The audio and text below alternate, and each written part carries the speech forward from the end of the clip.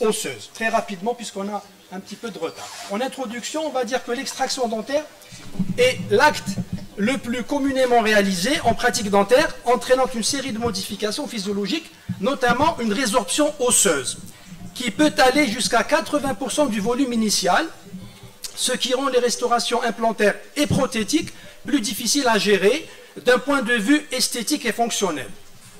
On va donc voir en premier l'extraction conventionnelle et ses conséquences, puis les différentes alternatives telles que l'avulsion atraumatique, et enfin les moyens de préservation osseuse tels que le comblement ou les greffes. Voilà un petit rappel sur l'os maxillaire qui est donc constitué d'os basal et d'os alvéolaire qui, on sait, naît et meurt avec la dent. Donc l'os alvéolaire est constitué de l'intérieur et extérieur d'os spongieux, d'os compact donc cortical, et du périos qui vient nourrir cet os cortical. Pour ce qui est de la vascularisation, on sait que l'os alvéolaire tire sa vascularisation de l'artère alvéolaire supérieure et inférieure, des artérioles périostées, donc des corticales, ainsi que des artérioles ligamentaires. On sait que l'extraction va nous faire perdre ou va faire perdre à l'os alvéolaire ces deux sources de vascularisation, ce qui va générer donc ce phénomène de résorption. Pour ce qui est de la cicatrisation, on sait qu'elle passe par trois phases. La phase inflammatoire, en quelques jours, donc avec un tissu de granulation. Ensuite, la formation d'un os immature, donc la phase de prolifération en quelques semaines.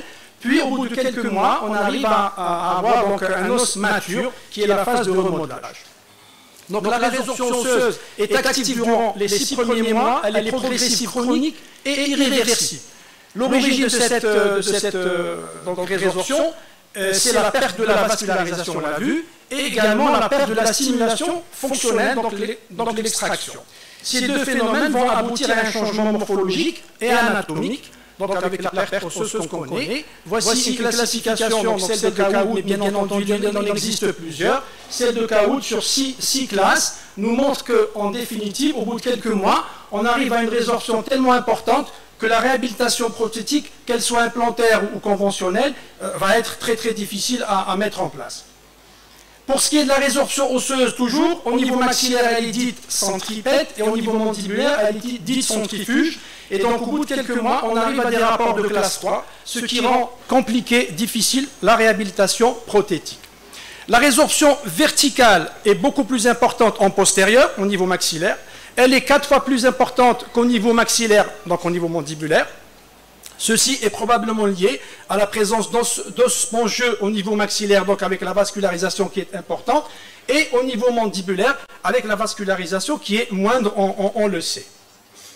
Une particularité qui est à noter au niveau du rempart alvéolaire antérieur, on sait que dans plus de 90% des cas, on a une épaisseur corticale qui est inférieure à 1 mm, ce qui rend compliqué la réhabilitation prothétique, en particulier implantaire, au niveau antérieur. Et on voit bien qu'au niveau de la canine, par exemple ici, il y a l'absence complète de corticale. Donc la résorption verticale, elle est beaucoup plus importante en vestibulaire. On peut estimer ça, donc, selon certains articles, à 2,7 mm. Et en palatin, 1,9. Donc elle est plus importante en vestibulaire qu'en palatin, à 3 mois. Elle est plus importante en centrale que par rapport aux secteurs marginaux, comme on le voit ici. Donc il y a une concavité au niveau central. Ensuite, au niveau de la résorption horizontale, on sait qu'elle est 2 fois plus importante en vestibulaire par rapport au secteur palatin ou dans la région palatine, et elle est plus importante que la résorption verticale. Et on sait qu'on a une perte de l'ordre de 60% à 6 mois. Sur ces deux photos, on a un cas clinique, donc la concavité, donc la perte est évidente, et sur la radio, donc un cas de molaire, on voit clairement donc la réduction en horizontale du volume osseux.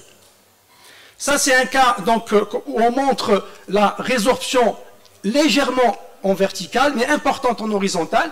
Ça a été réglé par un implant, mais ça a nécessité donc une greffe osseuse. Donc on ne peut pas régler ce cas juste en mettant un implant, mais on a besoin d'amener de l'os et donc utiliser une technique de greffe.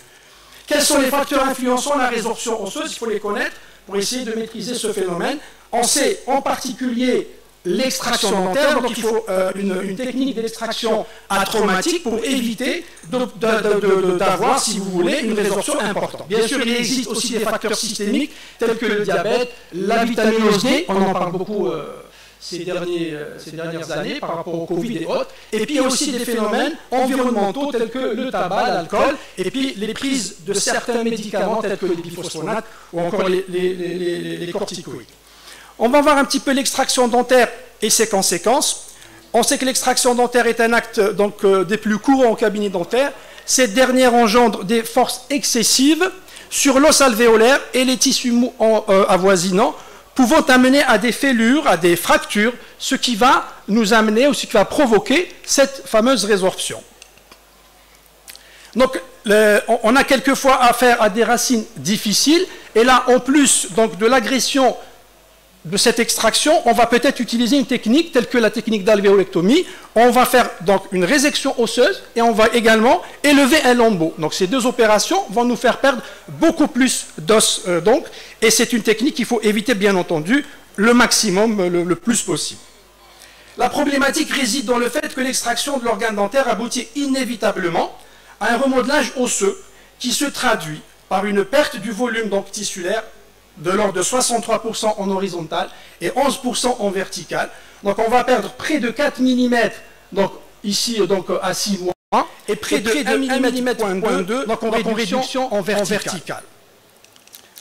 Alors, la solution, c'est tout simplement l'extraction atraumatique comme premier point. Mais ce n'est pas seulement l'extraction atraumatique qui va nous permettre de régler le problème de la résorption, mais en premier point, c'est l'extraction atraumatique. On a plusieurs techniques, plusieurs procédés, plusieurs matériaux qui peuvent être utilisés. On va commencer par le ou les périotomes, donc constitués d'une lame fine allongée et plate qui s'insère entre la dent et l'os environnant le long du ligament parodontal. En principe, ça c'est une vidéo, mais ça ne marche pas, c'est pas grave. Donc on dispose de périotomes manuels ainsi que de périotomes automatisés qui donc nous permettent de procéder à une extraction atraumatique, contrairement aux élévateurs qu'on connaît, qui sont trop agressifs par rapport à l'os alvéolaire. Donc il existe aussi des daviers, si on veut, ou qu'on appelle des physiques forceps, qui sont un petit peu particuliers. Ce sont donc des pinces ou une pince à deux becs, dont un des becs présente un nombre de protection qui permet l'élévation de la dent grâce à une force de rotation lente avec un mouvement du poignet. Et avec cet instrument, on a une réduction des fractures de l'ordre de 85%. Et bien entendu, vous avez, même si c'est flou, on a l'article qui montre cela. Donc on a aussi une technique de séparation de racines. Elle est réalisée à l'aide d'une turbine. Elle permet d'éviter les tensions et les risques de microfractures osseuses, des corticales et de l'os interradiculaire. On connaît la séparation de racines, on la connaît par rapport aux dents pluriradiculées, mais il faut aussi l'appliquer même pour les monoradiculées, telles que soit une prémolaire, soit une canine. On le voit donc sur ces images. On procède à une tranchée donc, au niveau de cette monoradiculée, soit dans le sens mésio-distal quand on a une racine vestibulaire, une racine palatine, par exemple pour la prémolaire, ou encore mieux, on procède à une tranchée dans le sens vestibulo-palatin. Comme ça, la pression qui s'exerce pour retirer ces deux fragments ne s'exercera pas sur le côté vestibulaire qu'on connaît fragile, la table vestibulaire étant fragile. Il y a aussi ces techniques d'extraction dites par poussée verticale. Donc il s'agit donc de procéder comme pour une résection apicale. On va procéder à une ouverture au niveau du secteur apical. Soit on va pulvériser la racine restante, soit on va la pousser et la faire sortir par l'alvéole. Le principe ou le résultat, c'est de préserver cette table vestibulaire qui, bien sûr, est intéressante à garder pour la réhabilitation prothétique future, surtout implantaire. On a aussi des extracteurs de racines, donc il en existe de plusieurs sortes. On a ici un exemple, et là avec un manche, et la traditionnelle lime, donc c'est un peu l'astuce du praticien qui va chercher sa racine ou son apex avec une lime. Ensuite, l'extraction verticale, Ça, ce sont des dispositifs, donc, personnellement, je ne les ai pas retrouvés dans les comptoirs, il n'en existe pas, je ne les ai pas vus en Algérie. Donc il y a plusieurs systèmes, il y a le Zalex, les E-Extract, le Benex Extractor et le Sapiens. Donc c'est l'industrie met à notre disposition des outils qui nous permettent de procéder à des extractions atraumatiques. Il y a également, l'industrie met à notre disposition la piézo. Tout le monde connaît la piézo. Elle peut être utilisée pour de multiples indications et en particulier pour l'extraction atraumatique. Les avantages sont multiples. Nous avons la coupe sélective, on le sait, d'où l'intérêt de la piézo en chirurgie. La cicatrisation qui est rapide, parce qu'il y a une agression qui est minime. Le confort, donc pour le praticien et pour le patient. L'asepsie et surtout, puisqu'on parle que de ça, enfin on parle de ça, surtout la résorption osseuse qui est nettement diminuée avec ce procédé donc, de la piézo-chirurgie. Enfin, on a l'extraction orthodontique. Ça paraît très intéressant comme ça sur le papier, mais en fait c'est très compliqué et difficile, vous conviendrez avec moi, de pratiquer cela en exercice au quotidien. Donc elle consiste à égraisser la dent, donc qui est récupérable, qui doit être extraite, jusqu'à l'extraction atraumatique.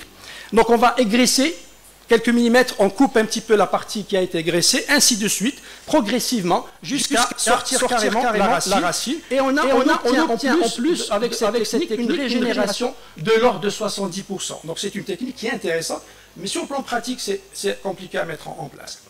Donc malgré l'utilisation des différentes techniques d'extraction atraumatique, cela ne suffit pas pour une préservation optimale de la crête osseuse. D'où l'intérêt d'utiliser des moyens supplémentaires, ce sont des moyens de préservation de crête. On va les voir. Il en existe donc plusieurs thérapeutiques ou plusieurs moyens. Tout d'abord, la technique de comblement. Alors celle-ci passe par un comblement donc, en utilisant des substituts osseux tels que par exemple les xénogreffes ou xénogènes, les substituts xénogènes, autogènes ou halogènes, les substituts d'origine synthétique tels que les céramiques biphasiques ou là les bêta-TCP où on les associe quelquefois pour obtenir les avantages de l'un et de l'autre de ces substituts. Il y a d'autres techniques, ce sont les comblements par facteur de croissance, on verra tout à l'heure une communication là-dessus. Ensuite, le comblement par PRF et le comblement par dentine fractionnée. Ensuite, on a également une technique qui est l'extraction implantation immédiate, donc qui a ces indications. Ce n'est pas quelque chose qu'on fait de manière systématique, puisque délicate à réaliser dans certaines conditions. Enfin, on a la ROG et la technique de socket shield, qui est une extraction partielle de la dent, on va le voir. Commençons par la technique de comblement alvéolaire. Les propriétés de ces substituts sont nombreuses et le meilleur substitut va avoir un effet ostéogénique, un effet ostéo-inducteur et un effet ostéo-conducteur. Ça, c'est pour le meilleur des substituts, c'est l'os autogène. Que voici. Donc, on voit ici la caractéristique ou le fait d'être ostéogénique, ostéo-inducteur et ostéoconducteur, c'est que l'os autogène qui a ces caractéristiques. Si on prend l'os synthétique, ici, il n'est que ostéoconducteur. C'est pour cela qu'en général, quand on doit utiliser ce substitut ou ces substituts donc synthétiques, en général, on leur associe quelque chose pour amener cette caractéristique d'ostéoinduction et d'ostéogénicité. Alors, pour ce qui est donc du substitut osseux autogreffe, donc de l'autogreffe, il s'agit d'un apport de tissu osseux vivant provenant du patient lui-même, composé de squelettes minéralisés, d'une matrice organique et de moelle osseuse. Le site de prélèvement, traditionnellement ou plutôt anciennement, les sites extra-oraux qui sont abandonnés actuellement, et on a surtout les sites intra-oraux, soit maxillaires, donc la tubérosité, soit surtout mandibulaire, avec donc le prélèvement ramique et le prélèvement symphysaire, en sachant ou en notant que le prélèvement ramique est le plus utilisé, donc en général c'est plutôt ce site-là qu'on va privilégier. Pour ce qui est de l'allogreffe, il s'agit d'un donneur, plutôt le donneur et le receveur sont de la même espèce biologique, donc humaine, mais de génotypes différents. Ces substituts sont stockés et commercialisés par des banques de tissus, ce qui n'existe pas chez nous, donc on ne les a pas sous la main. Néanmoins, les études montrent qu'il y a une perte osseuse qui est diminuée par rapport à une situation d'os, ou plutôt d'alvéole qui n'est pas comblée, on a 3 fois moins de résorption selon certains articles, certaines études.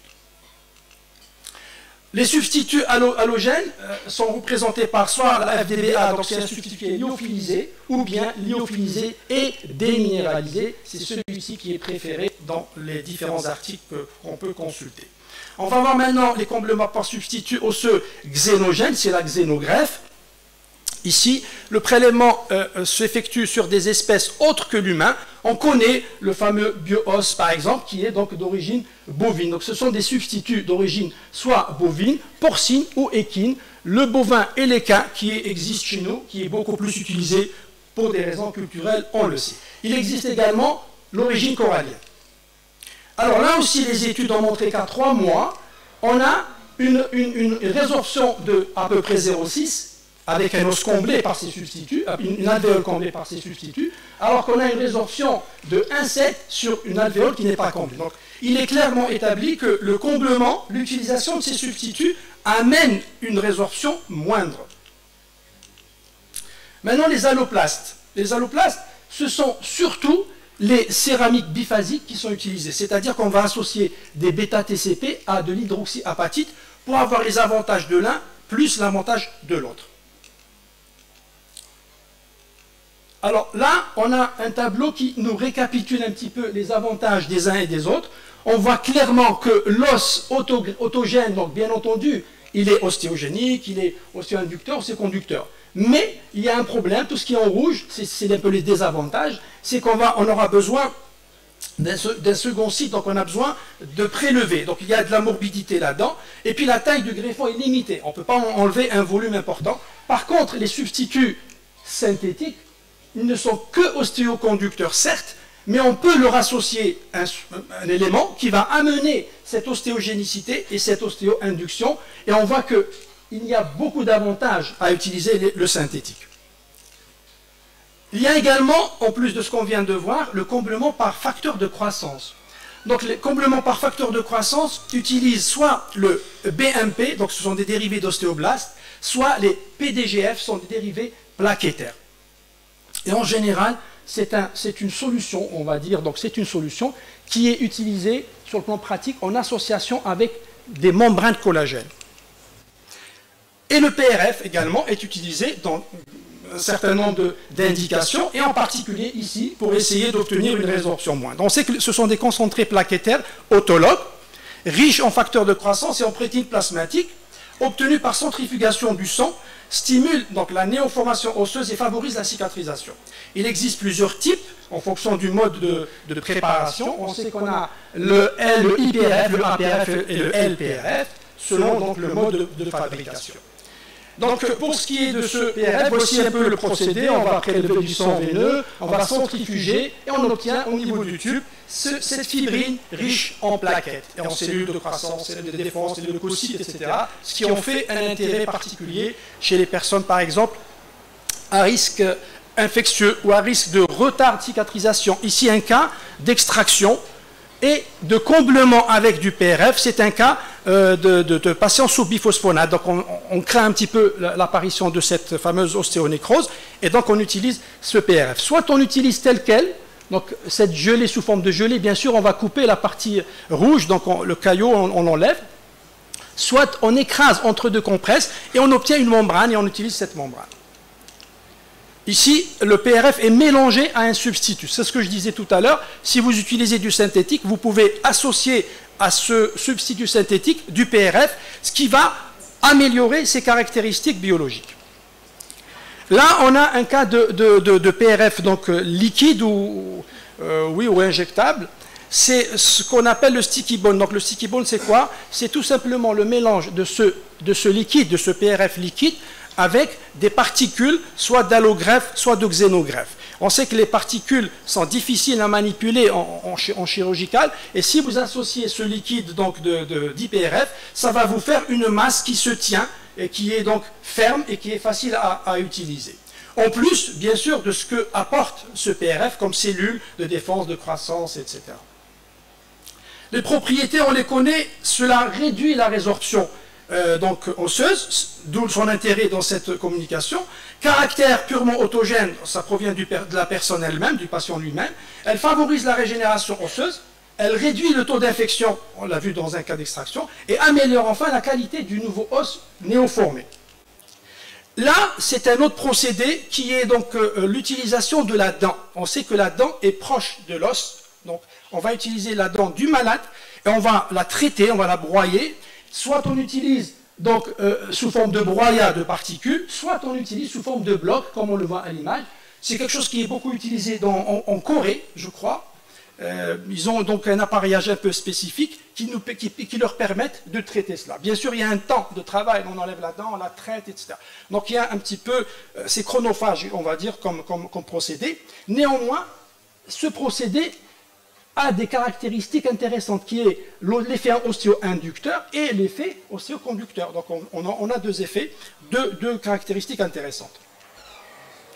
Maintenant, on va voir l'extraction-implantation immédiate comme technique de préservation de crête. Mettons-nous d'accord, l'extraction-implantation immédiate est une pratique, est une technique qui est difficile, délicate à ne pas indiquer chez tout le monde, et donc il y a des contre-indications, il faut analyser son cas.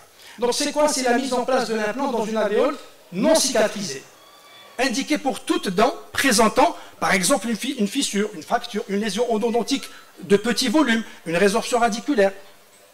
Ces limites, on connaît le problème de stabilité primaire. Quand on a une grosse alvéole et qu'on n'a pas suffisamment de support osseux, on peut être amené, on peut plutôt rencontrer une difficulté à stabiliser l'implant. Bien sûr, le parodonte fin, puisqu'il va y avoir des récessions, des résorptions, donc on va avoir des soucis, et les foyers importants, foyers infectieux importants.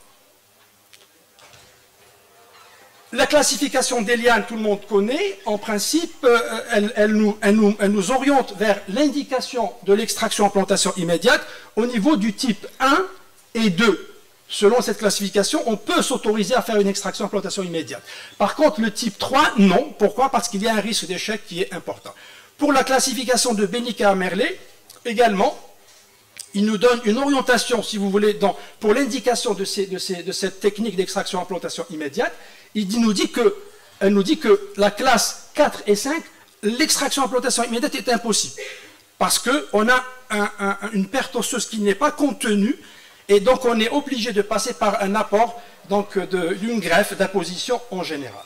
Par contre, les autres classes, on peut toujours placer l'implant, le stabiliser, et quelquefois, comme vous le voyez à l'image, on est obligé d'amener un petit peu d'os et éventuellement une membrane. Donc on fait de la ROG associée à la pose d'implant.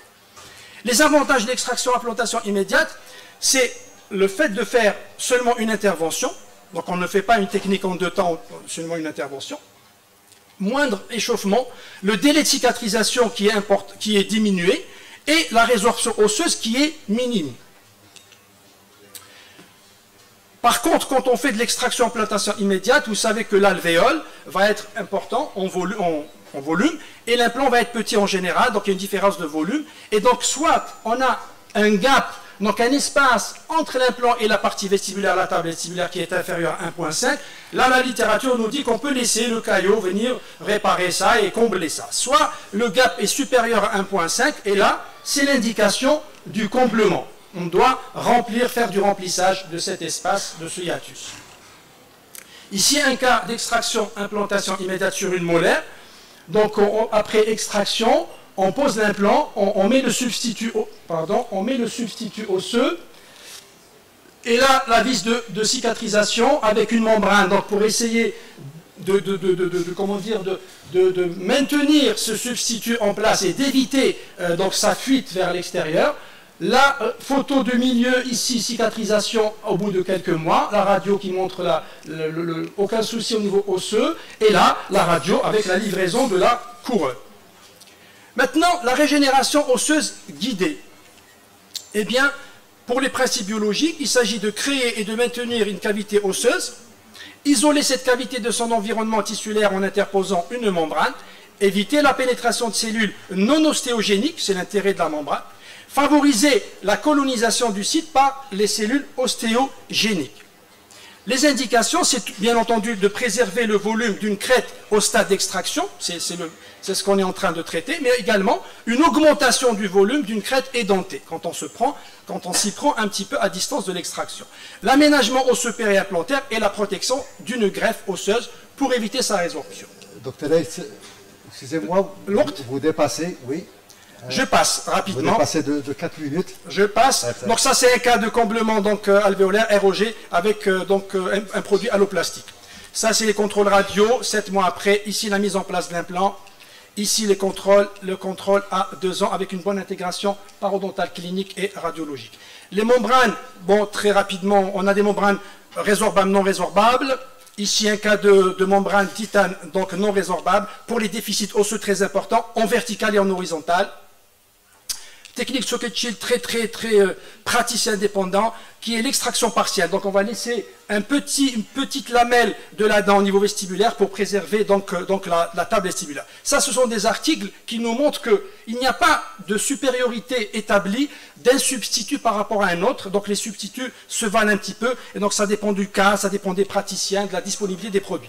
Pour finir, je dirais que la résorption alvéolaire post-extractionnelle est un événement naturel. Il est inévitable. Et peut compliquer donc les restaurations prothétiques. C'est pour ça que la préservation des crêtes doit être appréhendée dès l'étape d'extraction par des techniques atraumatiques associées à des techniques de comblement ou d'utilisation de moyens particuliers de préservation, telles que les techniques d'extraction-implantation ou des greffes, comme on l'a vu. Souvent, ces techniques sont associées. Donc, on va associer ces moyens pour nous permettre donc, de conserver au maximum le volume osseux. Je vous remercie et je m'excuse pour le petit dépassement.